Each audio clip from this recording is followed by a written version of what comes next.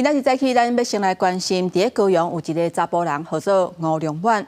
去年9月份的时阵，因为噪音的问题，当两个幼囡仔的面头前举刀啊，甲因厝边，也就是这两个囡仔的爸母杀死。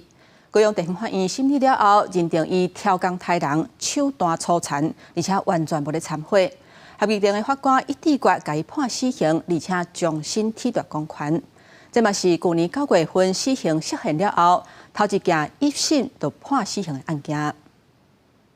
看到镜头拢无讲话，伊是涉嫌杀害楼顶厝边翁仔某的吴良远。2023年9月，伊伫两个囡仔面头前杀死囡仔的爸母姓罗的翁仔某。检方依照杀人罪起诉，求处死刑，将一审宣判，三个法官拢判吴良远两个死刑，褫夺公权终身。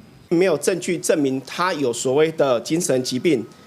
那另外他在接受这个量刑鉴定的时候，他对于那个鉴定的人员也曾经口出以及动作的威胁。合议庭认为吴良远有杀人故意、抢大残忍，所犯的案件造成严重的破坏甲危害性，也无证据证明有精神疾病，也个无特殊情形会让认为被告未过再犯的理由，判以死刑。这是死刑伫实现了，第一件一审判死刑。这个社会很多杀人犯都不怕死，都没有给社会一个正义，让他们害怕说杀人会死，不敢让他来这个地方，只能够过年逗留2、3天而已。死者老爸亲手写的批内面讲到，总算等到换来证据，希望囡仔因会让国家坚定的相信，因无唔对，有唔对的人已经得到伊应该得到的制裁，所以因会让继续勇敢面对因的人生。因为这件案件适用国民法官法，